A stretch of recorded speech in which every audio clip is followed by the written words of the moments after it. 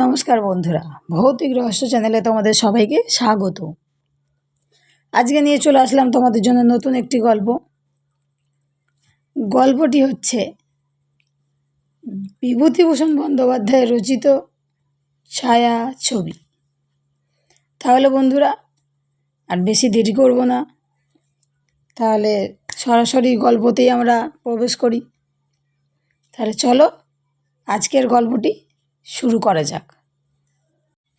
আমার বন্ধুটি অনেক দেশ বেরিয়েছেন, লোক হিসেবে অমায়িক, রসিক ও শিক্ষিত।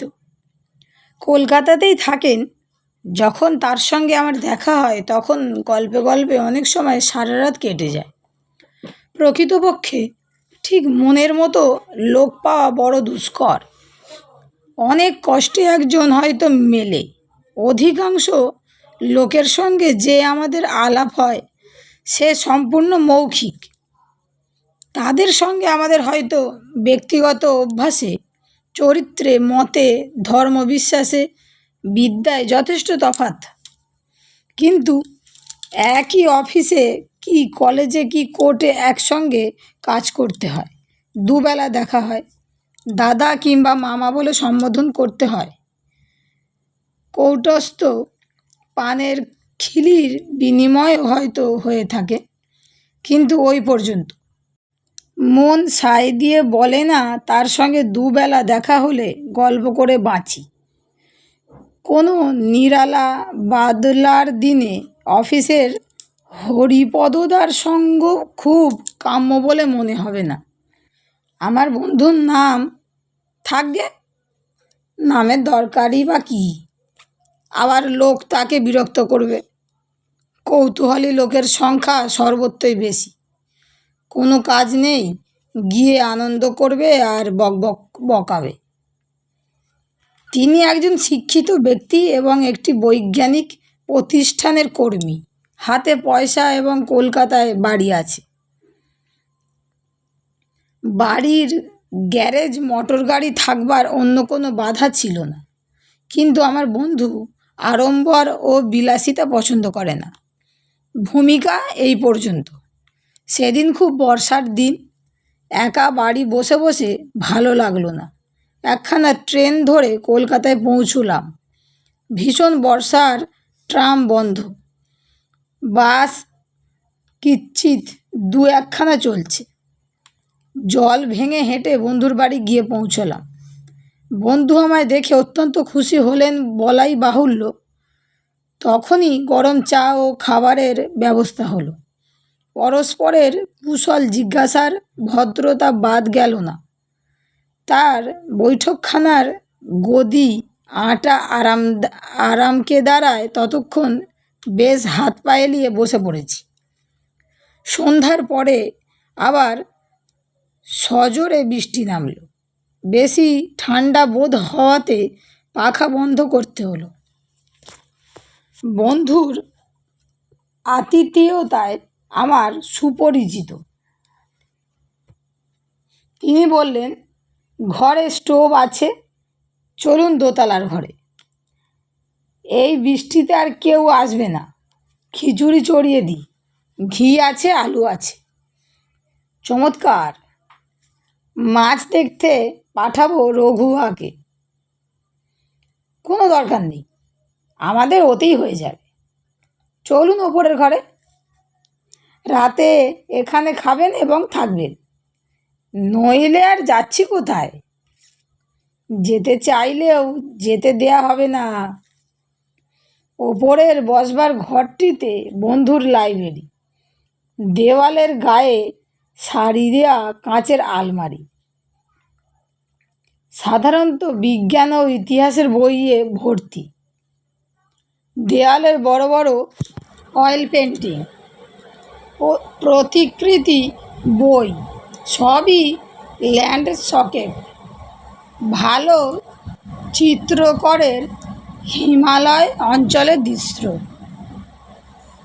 আমার বন্ধু হিমালয়কে অত্যন্ত ভালোবাসেন।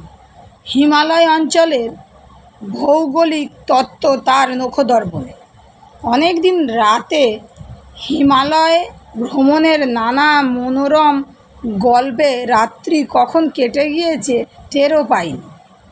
ওপরের ঘরে যখন গিয়ে বসলুম তখন টেবিলের ওপর একখানা ছবিওয়ালা বই খোলা পড়ে আছে।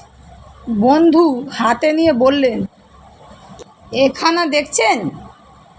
হিমালয়ান জার্নাল, সোয়েন হেদিনের ভ্রমণ বৃত্তান্ত বেরিয়েছে। কোথাকার? কাশ্মীর। এমন শৌখিন স্থানে সোয়েন হেদিন বেড়াতেন বলে তো জানতাম না। কোথায় তাকলা মাকান, কোথায় কারাকোরম, এসব দুর্গম স্থান ছাড়া তিনি না। চমৎকার দৃশ্যের বর্ণনা করেছেন এ লেখাটায়। দেখবেন, দেখবার চোখ ছিল ভদ্রলোকের, যা সকলের থাকে না। 100 বার সত্যি। তারপর আমাদের গল্প আরম্ভ হলো, প্রধানত কাশ্মীর নিয়েই। কাশ্মীর আমার বন্ধুটির জীবনের একটি তীর্থক্ষেত্র। অনেকবার তিনি ক্লান্ত নাগরিকের মন ও চক্ষুকে বিশ্রাম দেওয়ার জন্যে দেশ বিদেশে ভ্রমণে বেড়াতেন, আমি জানি। কাশ্মীরেও গিয়েছেন অনেকবার। কাশ্মীরের কথায় সাধারণত তিনি পঞ্চমুখ হয়ে পড়েন। এবার কিন্তু একটা নতুন বিষয় নিয়ে তিনি কথা পারলেন। সেটা হলো তার একটি অতি প্রাকৃত অভিজ্ঞতা, যেটা কাশ্মীরের পথেই ঘটেছিল। বন্ধু বললেন, সেবার পুজোর পরে আমার বাল্য সুহৃদ রতিকান্ত মৈত্রের সঙ্গে পরামর্শ করে তারই মোটরে দুজনে কাশ্মীর যাত্রা করা গেল। রতিকান্ত প্রতি বৎসর নিজের মোটর নিয়ে গ্র্যান্ড ট্রাঙ্ক রোড ধরে কোথাও না কোথাও যাবে। এবার আমারই কথায় সে কাশ্মীর রওনা হলো। পথের আনন্দ ও কষ্ট ভোগ করতে করতে আমরা দিল্লি গিয়ে পৌঁছালাম। সেখানে দিন 2 বিশ্রাম করে আমরা আবার মোটর ছাড়লুম। বাকি পথটুকু বেশ কাটল। সে বর্ণনা বিস্তৃতভাবে করবার কোনো আবশ্যক দেখি না। কোহালায় পৌঁছালাম দিল্লি থেকে রওনা হবার 3 দিন পরে সন্ধ্যার দিকে। মোটর থামিয়ে কোহালার বাজারে একটি চায়ের দোকানে চা পান করতে বসলাম দুজনে। গাড়িতে রইল ক্লিনার রামদিন ও ভৃত নাথুবাগ। শেষোক্ত ব্যক্তির নামটি অবাঙালির মতো শোনালেও প্রকৃতপক্ষে ওর বাড়ি মেদিনীপুর জেলার তমলুক মহকুমায় এবং সে বাংলা ছাড়া অন্য প্রদেশের ভাষা জানে না। চা পানের সময় দোকানদারকে আমাদের রাত্রির জন্য একটু বিশ্রাম স্থানের সন্ধান দিতে বললাম। সে 2-1টা সন্ধান দিলে। বড় পরিশ্রান্ত ছিলাম সেদিনটা। রাত্রিটাতে একটু ভালো ঘুমের দরকার। নাথুকে গাড়িতে বসিয়ে রেখে, কারণ তার দ্বারা এ বিষয়ে কোনো সাহায্যই পাওয়া সম্ভব নয়, রামদিন ক্লিনারকে সঙ্গে নিয়ে আমরা বাসার সন্ধানে বার হই। রতিকান্ত বললে, গাড়ির একটা আস্তানাও তো খুঁজতে হবে। আমি বললাম, খুঁজে পেলে ভালো হয়, বাইরে বেজায় ঠান্ডা। নাথু তো শীতে জমে যাবে গাড়িতে থাকলে বাইরে। রামদিন বরং পারে। রামদিন বললে, হামারা ওয়াস্তে কোই পরোয়া নেই হুজুর। কিন্তু বাসা কোথাও পাওয়া গেল না। কোহালা বড় জায়গা নয়, বাজারের সরাইগুলো পাঞ্জাবি ড্রাইভারের ভিড়ে পরিপূর্ণ।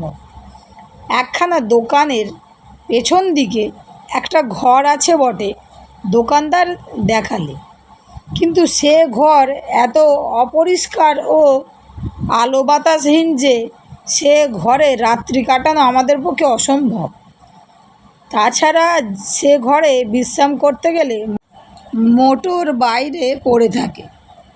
রামদিন মুখে বলছে বলেই তাকে হিমবর্ষি রাতে বাইরে শুয়েই রাখা যায় না। রতিকান্ত বললে, উপায়? আমি এর আর কি উপায় বলবো? পরামর্শ করা গেল সেই চায়ের দোকানির কাছে আবার যেতে হবে। তাকে গিয়ে এমনভাবে ধরা হলো যেন এই পার্বত্য দেশে সেই আমাদের একমাত্র রক্ষক ও অভিভাবক। তারই মুখ চেয়ে আমরা বাড়ি থেকে এই 2000 মাইল রাস্তা অতিক্রম করে এসেছি। দোকানদার লোক ভালো, সে বলে দিলে বাজারের পেছন দিয়ে যে পথটা ছোট্ট পাহাড়টা ডিঙিয়ে চলে গেল, ওরই ওপারে এক বৃদ্ধ জাঠের বাড়ি। সে বাড়িতে অনেক সময় লোকজনদের আশ্রয় দেয়। আমরা দুজনে দোকানদারের কথা মতো সেখানে গেলাম। বাড়িখানা কাঠের দোতলা, দেখে মনে হয় এক সময়ে বাড়ির মালিকের অবস্থা ভালোই ছিল। আমাদের ডাকাডাকিতে একজন বৃদ্ধ দাড়িওয়ালা লম্বা সুপুরুষ ব্যক্তি দোর খুলে রুক্ষ স্বরে জিজ্ঞেস করলে, किस लिए हल्ला मचाते हो? कौन हो तुम लोग? আমরা বিনীতভাবে আমাদের আসবার কারণ ব্যক্ত করলাম। আমরা নিরীহ পথিক, কোনো গোলমাল করা আমাদের উদ্দেশ্য নয়। বৃদ্ধ বললে, কোথা থেকে আসছো তোমরা?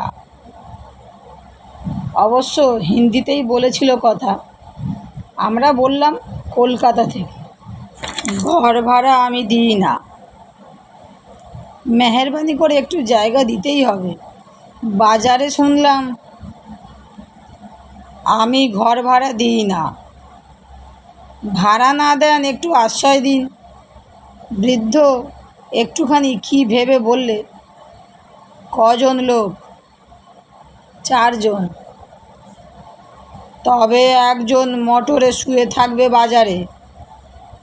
একখানা ঘরের বেশি দিতে পারবো না। তাই আমরা কৃতজ্ঞতার সঙ্গে গ্রহণ করব। আমরা বিস্ময়ের সঙ্গে লক্ষ্য করলাম লোকটি আমাদের নিয়ে সিঁড়ি বেয়ে দোতলায় উঠতে লাগলো। বাড়িতে কোনো স্ত্রীলোক আছে বলে আমাদের মনে হলো না। সিঁড়ির বাম দিকের কোণের ঘরে সে আমাদের নিয়ে গিয়ে বললে, এই ঘরটা আমি দিতে পারি, আর ঘর নেই। কার্পেটখানা পেতে নেবেন। বাইরের টবে জল আছে, গরম জল দিতে পারবো না। বলেই লোকটা চুপ করে গেল। আমাদের ভয় হলো পাছে সে আবার মত বদলায়। আমরা উভয়েই জোর করে বললাম, আপনার খুব মেহেরবানি, চমৎকার ঘরটি। জিনিসপত্র কোথায়? মোটরেই আছে। আরও 2 জন লোক মোটরে আছে, তাদের একজনকে নিয়ে আসি। কি খাবেন রাতে? এখানে খাওয়ার ব্যবস্থা হবে না। কোনো দরকার নেই, আমরা দোকান থেকে আনিয়ে নেব। চলুন আমরাও নিচে যাই, বাজারে যাব। আধ ঘন্টা পরে আমরা আবার এসে ঘরে বিছানাপত্র পেতে নিলাম। রামদিন মোটরেই রইল। রতিকান্ত অত্যন্ত ক্লান্ত ছিল। তারই অনুরোধে আমি আলো নিভিয়ে দিয়ে ওর শোবার ব্যবস্থা করে দিলাম। তারপর আমি নিজে এসে বারান্দায় দাঁড়ালাম। বাজারের রাস্তা সামনের ছোট পাহাড়ের মাথা ডিঙিয়ে যে উপত্যকায় নেমেছে, তারই এপারে এই ছোট্ট দোতলা কাঠের বাড়িটি। অল্প অল্প জ্যোৎস্না উঠেছে। সামনের নিম্নভূমি অর্থাৎ উপত্যকায় বেঁটে উক, চেনারও সরল গাছের ফাঁকে জ্যোৎস্নার কি অপূর্ব শোভা। বাতাস বেশ শীতল। আমার যেন চোখে ঘুম আসছে না। এই সুন্দর বনাবৃত উপত্যকার শান্ত কুটিরখানি সারা রাত্রি জেগে ভোগ করি, এই যেন আমার মনের গূঢ় বাণী। কিন্তু শরীর মানল না। পথ ক্লান্ত, দেহ এলিয়ে পড়তে চাইছিল শয্যায়। অগত্যা শয্যা আশ্রয় করা ছাড়া গত্যন্তর রইল না। সঙ্গে সঙ্গে ঘুমিয়ে পড়লাম। অনেক রাতে আমার ঘুম ভেঙে গেল। আমি জেগে উঠে বিছানার ওপরে বসলাম। আমি কি একটা শব্দ যেন ঘুমের ঘোরে শুনেছি, তাতেই ঘুম ভেঙেছে। শব্দটা তখনও হচ্ছে। আমি বাইরের বারান্দায় গিয়ে দাঁড়ালাম। বাইরে গিয়ে দাঁড়াবার সঙ্গে সঙ্গে আমার চোখ গিয়ে পড়ল নিম্নের উপত্যকার বনভূমির দিকে।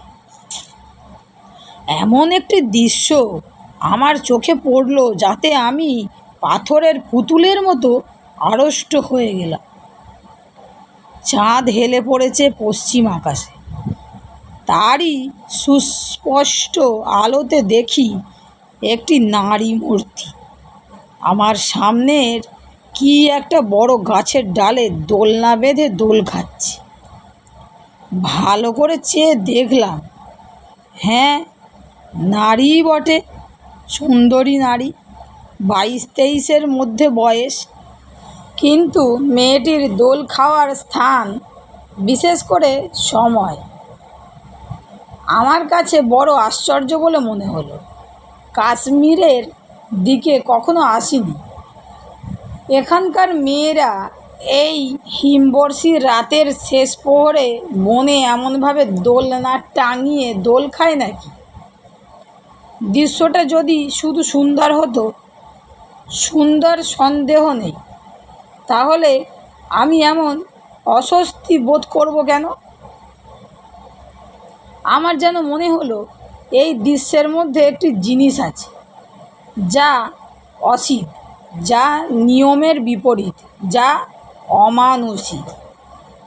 তাড়াতাড়ি রতিকান্তকে ডাকলুম। সেও যখন বাইরে এলো তখনও মেয়েটি দোল খাচ্ছে। রতিকান্তকে বললাম, ও কে ভাই? সে অবাক হয়ে গিয়েছে। চোখ রগড়ে বললে, তাই তো, এখানকার মেয়েরা ওরকম করে নাকি? তা কি জানি। হঠাৎ রতিকান্ত বলে উঠল, ও কি, দোলনায় দড়ি কই? গাছে টাঙিয়েছে কি দিয়ে? ভালো করে চেয়ে দেখলাম, সত্যি তো, দোলনার দড়ি অস্পষ্ট এত যে চন্দ্রালোকে দেখা যাচ্ছে না। সরু তার হলেও দেখা যাবে এ আলোতে, কিন্তু তার বা দড়ি কিছু নেই। শূন্যে ঝুলছে দোলনা। আরও একটা ব্যাপার যা এতক্ষণ পরে লক্ষ্য করলাম, আমাদের থেকে অল্প দূরেই গাছটার তলায় এ ব্যাপারটা ঘটছে, অথচ কোনো রকম শব্দ আমাদের কানে আসছে না। সব শুদ্ধ মিলিয়ে যেন একটা ছবি। রতিকান্ত বললে, ভাই, বাড়িওয়ালাকে ডাকবো? ডাকো। আবার এরই কেউ না হয়, তাহলে হয়তো চটে যাবে। তুমি ডাকো, যা হয় হবে। কথা বলতে বলতে একটু অন্যমনস্ক হয়েই পড়েছিলাম দুজনে, বোধ হয় কয়েক সেকেন্ড। পরক্ষণেই সামনের দিকে চেয়ে দেখি, কোথায় সেই দোদুল্যমানা তরুণী নারী মূর্তি? কিছুই নেই সে গাছের তলায়। ওই তো সেই বাঁকা ডালটা জ্যোৎস্নায় স্পষ্ট হয়ে ফুটে উঠেছে গাছটার শুভ্র কাণ্ড। পাশের বেঁটে উক গাছটা তেমনি দেখা যাচ্ছে, কিন্তু কেউ কোথাও নেই। গাছের তলা একদম ফাঁকা। রতিকান্ত বললে, খুকি কোথায় গেল? তাই তো, আশেপাশে নেই তো। কয়েক সেকেন্ডের মধ্যে কেউ পালাতে পারে না। আমাদের দুজনের চোখ এড়িয়ে এই জ্যোৎস্না আলোকিত উপত্যকা থেকে যাওয়ার আর কোনো রাস্তা নেই। বাজারে যাবার ওই সঙ্গে পায়ে চলার পথ ছাড়া। পেছনে উঁচু পাহাড়টা, বনের নিচে আগাছার জঙ্গল নেই বাংলাদেশের মতো। বেশ পরিষ্কার তলা দেখা যাচ্ছে জ্যোৎস্নায়। সম্ভব নয় কোথাও লুকানো বা পালানো আমাদের চোখ এড়িয়ে এত অল্প সময়ের মধ্যে। রতিকান্ত বললে, ব্যাপার কি? তা তো আমি ভাবছি। এ দেখছি একেবারে ম্যাজিক। সেই রকমই মনে হচ্ছে। কি করা যাবে এখন? শোয়া ও ঘুমানো। রাত বড় বেশি ছিল না। ঘণ্টাখানেক ঘুমিয়ে উঠে রতিকান্ত ও আমি দেখি নাথুর তখনও নাক ডাকছে। ওকে উঠিয়ে জিনিসপত্র গুছিয়ে নিতে বলে আমরা আবার এসে বারান্দায় দাঁড়ালুম। ওই সেই গাছটা, ওই সেই বাঁকা ডালটা। সত্যি সত্যি কাল শেষ রাতের দিকে আমরা দুজনেই এই বারান্দায় দাঁড়িয়ে সেই অদ্ভুত দৃশ্যটি দেখেছি। কিন্তু আমাদের নিজেদের কাছেই মনে হচ্ছে ওটা আসলে ঘটেনি। হয়তো রাত্রির স্বপ্ন। স্বপ্ন কি জানি। দাড়িওয়ালা বৃদ্ধের নিকট বিদায় নিয়ে আমরা মোটরের পাশে এসে দাঁড়ালাম। আমাদের দোকানি বন্ধু চেরা সরল কাঠের ডাল উনুনে দিয়ে আগুন জ্বালানোর চেষ্টা করছে। আমাদের দেখে বললে, কি জব্বর ঘুম হয়েছিল? হ্যাঁ, কোনো বিপদ আপদ ঘটেনি তো? আমি যেন দোকানের কথার সুরে ও দৃষ্টিতে একটি প্রচ্ছন্ন প্রশ্ন লক্ষ্য করল। আমরা চা দিতে বলে ওর দোকানের সামনে জাঁকিয়ে বসে রাতের ঘটনা সবিস্তারে ওকে বর্ণনা করলাম। দোকানি ঘাড় নেড়ে হেসে বললে, জানি বাবুজি, এই জন্যেই ও বাড়ির সন্ধান আপনাদের দিতে ইতস্তত করছিলাম। ওই বনে জ্যোৎস্না রাতে কত লোক ও মেয়েটিকে দুলতে দেখেছে। ও মানুষ নয়, জিন, আফরিট, হুড়ি বলে হাত নেড়ে যেন সব জিনিসটাকে ঝেড়ে ফেলে দিয়ে বললে, আপনারা আজই কোহালা ছেড়ে চলে যান। আমি জানি যারা ওই খুবসুরত জিন হুড়ির মোহে পড়ে ওই কাঠের ঘর ভাড়া নিয়ে দিনের পর দিন থেকে গিয়েছে, শেষকালে তাদের মাথা খারাপ হয়ে গিয়েছে। একবার একটা আত্মহত্যাও ঘটেছিল। বেশি দিন থাকলেই বিপদে পড়ে যাবেন। বাড়িওয়ালা বুড়ো ওই জন্যেই আজকালের বাড়ি ভাড়া দিতে চায় না। আমরা বললাম, তোমরা তো স্থানীয় লোক, তোমরা দেখতে পাও? রোজ কি জিন আফরিটদের নজরে পড়ে? 2 মাস হয়তো কিছুই না, একদিন হয়ে গেল। কানুন কিছু নেই, তবে কানুনের মধ্যে এই চাঁদনি রাত হওয়া চাই আর রাতের শেষ প্রহর হওয়া চাই। এখানকার লোকেরা সাঁঝ জ্বালার পর ও পথে বড় একটা যাতায়াত করে না। হ্যাঁ, 1 রুপিয়া 7.5 আনা হুজুর। আদাব হুজুর। বন্ধুরা, গল্পটি এখানেই শেষ। গল্পটি তোমাদের কেমন লেগেছে আমাকে অবশ্যই কমেন্টে জানাবে। আর ভালো লাগলে বন্ধুদের সঙ্গে শেয়ার করে দিও। আর আমার চ্যানেলটিকে সাবস্ক্রাইব করে লাইক করে আমার পাশে থেকো নতুন গল্প শোনার জন্য। আজকের মতো বিদায়।